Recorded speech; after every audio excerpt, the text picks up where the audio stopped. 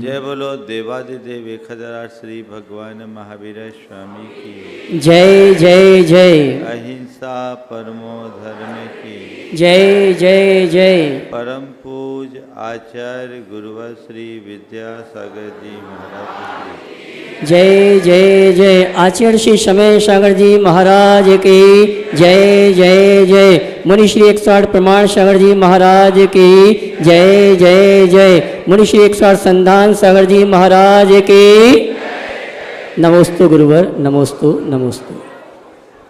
आज सुबह सुबह मेरे ख्याल में भगवान आए।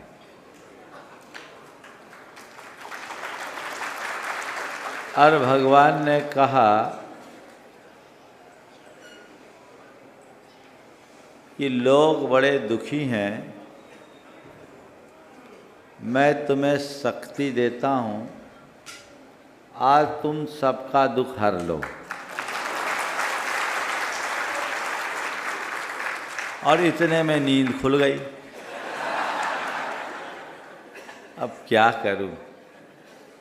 उनने दुख हरने की शक्ति तो दे दी, पर तरकीब नहीं बताई। तो फिर मैंने अपना चिंतन शुरू किया, तो फिर से भगवान को याद किया।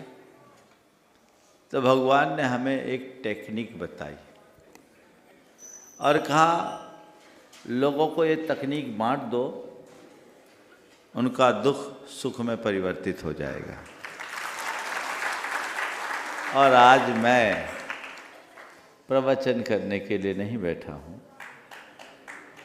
आपके दुख को सुख में परिवर्तित करने की तकनीक बताने वाले। चाहते हैं आप लोग? कौन कौन चाहता है?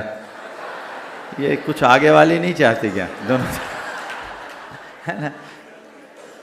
चलो, तो सबसे पहले देखें कि मेरे जीवन में किस किस चीज़ की का दुख है। बोलो, आप सब दुखी हो कि सुखी? तो पहले ये बता। हाँ, थोड़ा जोर से बोलो। हाँ, सुखी हैं तो फिर प्रवचन की जरूरत ही नहीं है। जब सुखी हो तो फिर काम ही नहीं है। तो पहले फिर से रिवाइज कर लो। दुखी हो कि सुखी? सुखी? दुखी हो? जब दुखी हो तो कोई पूछता भैया कैसे हो, तो आप क्या बोलते हो? मजे में है। तो जब मजे में है बोलते भी हो और ये भी बोल रहे हो कि हम दुखी हैं, तो मतलब क्या है? इसका मतलब कहते कुछ और हो और होते कुछ और। तो कहीं ऐसा तो नहीं कि आप मुझे खुश करने के लिए बोल रहे हो कि हम दुखी हैं, लेकिन अंदर से अपने आप को सुखी मानते हो? बोलो, दुखी हो पक्का? और एक बार, हम ड्राफ्ट तैयार करके आपकी सिग्नेचर लेना चाहेंगे। सिग्नेचर करोगे? दुखी हो पक्का है ना? अपने आप को सुखी मानते हो कि नहीं? दुखी हो पर मानते सुखी हो, इसीलिए दुखी हो। जिस दिन अपनी वास्तविकता को जान लोगे, दुख दूर हो जाएगा। चलो देखते हैं, आपके अंदर दुख है, किस किस वजह से दुख है? एक लिस्ट बनाओ, कागज पेन लो, लिखो मैं इस वजह से दुखी हूँ, मैं उस वजह से दुखी हूँ। बनाओ तो थोड़ा सा। तो मेरे देखे लंबी लिस्ट बनेगी, लेकिन उस सब को अगर हम एकीकृत करेंगे तो 4 प्रकार का दुख दिखाई पड़ता है। क्या है? 4 प्रकार का। पहला है कल्पना जन्य दुख,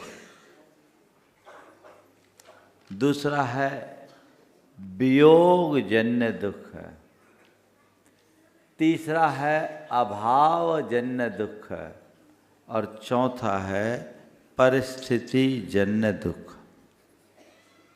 पहला, दूसरा वियोगजन, तीसरा अभाव और चौथा अपने सारे दुखों की पड़ताल कर लो। चार के अलावा पांचवी जाति का दुख तो दिखेगा ही नहीं, मिलेगा ही नहीं, सबका। और ये सारे दुख है अगर पड़ताल करोगे ना तो सब सुख में परिवर्तित हो सकते हैं। अब हम एक एक पर चर्चा करें, एक एक की पड़ताल करें। कल्पनाजन्य दुख क्या है?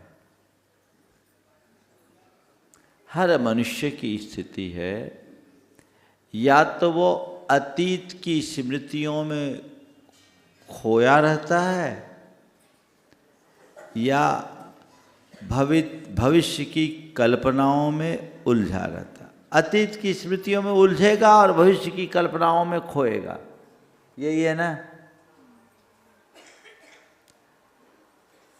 आपसे पूछो, मानस में 50 प्रकार की बातें आती, मेरे साथ ऐसा हुआ, वैसा हुआ, उसने ये बोला, उसने वो बोला, ऐसा हुआ था, ये कर लिया, वो कर लिया, ये चीज़ें आती हैं ना। ये क्या है? अतीत, जो सबके सिर का बोझ बना हुआ है। या मुझे ये करना है, मुझे वो करना है, मैं वो ये करूँगा, वो करूँगा, यही है ना। तो चित्त कहाँ भागता है? या तो गा पर या था पर। यही तुम्हारे दुख की गाथा है।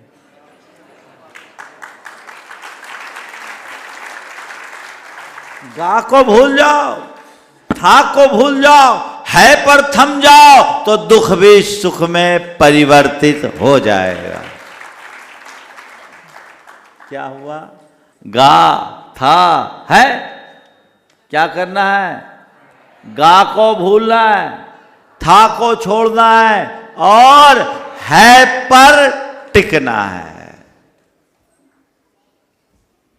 अतीत की स्मृतियों को भूलो। अतीत एक भोगा हुआ यथार्थ है, वो व्यतीत हो चुका। उसे पकड़ करके मत बैठो, उससे अनुभव लो, उससे सीख लो और आगे बढ़ो। पकड़ करके बैठोगे दुखी